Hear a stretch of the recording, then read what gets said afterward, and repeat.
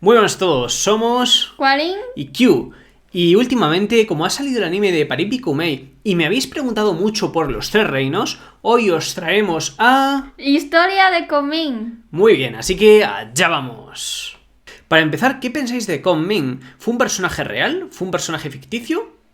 Pues fue un personaje real, que vivió en el siglo II después de Cristo y empezó como agricultor y acabó como primer ministro. Pero ojo un dato, y es que el personaje real de Comín no tiene que ver mucho con el personaje de Comín de la novela, que es la novela que se basó en los tres reinos. Pero, ¿y qué relación tiene Comín con los tres reinos? ¿Y qué son los tres reinos? Se preguntarán nuestros Pendragons. Pues los tres reinos es una historia, es una época de la historia china, que en la época de Comín China se dividió en tres reinos que se llamaban Wei, Shu, Wu, y Comín trabajaba para uno de ellos, que es el Shu, y en medio de un conflicto muy complejo entre los tres reinos. Una pregunta, ¿cómo Comín pasó de ser agricultor al primer ministro?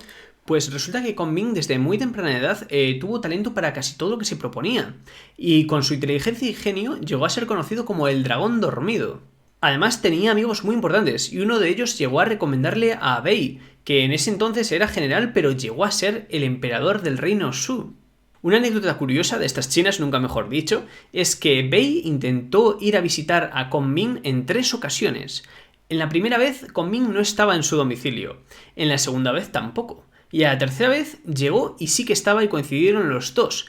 Y resulta que en esa época Comín era un agricultor del pueblo llano y Bei era un general. Entonces, que viniese un general a visitar a un agricultor sorprendió a Comín y además Comín se conmovió tremendamente por la forma y el respeto con el que le trató el general. De esta forma, Comín decidió aceptar la oferta del general y seguirle. Pero a todo esto, ¿era realmente importante Comín en toda esta historia de los tres reinos? ¿Qué pintaba Comín ahí? Pues sí, era bastante importante. Aconsejó a Bei en muchos aspectos, casi todos, como militar, política, diplomática, económica, casi todo. Y Bei una vez dijo una frase que describía la relación entre Comín y él. Dijo, Comín para mí es como el agua para el pez. Y Bei cuando estaba a punto de morir, dijo a su hijo que tratase a Comín como si fuera su padre, y dijo a Comín, si el hijo no fuera un buen emperador, Comín le podría sustituir. 3 curiosidades sobre el impacto que tuvo Comín en la sociedad china son las siguientes, y es que todavía, a día de hoy, existen templos que se crearon en conmemoración de Comín, porque tanto la nobleza como el pueblo le adoraban.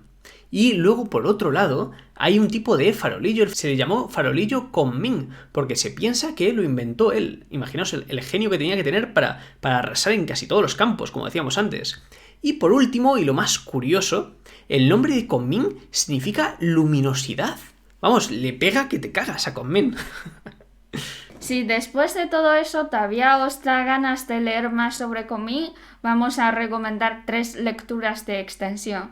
Lo primero es una novela que se llama Romance de los Tres Reinos y es una novela muy famosa en China que se basa en la historia real de los tres reinos, como dijimos antes.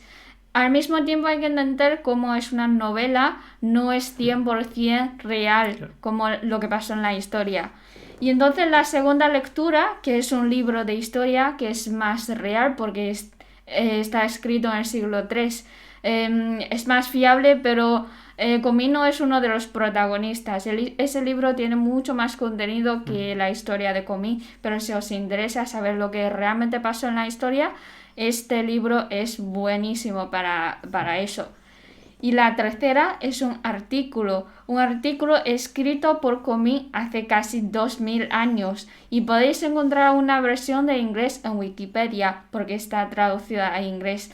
Y este artículo son los consejos que Comín dio al emperador segundo, después del primero que era Bei.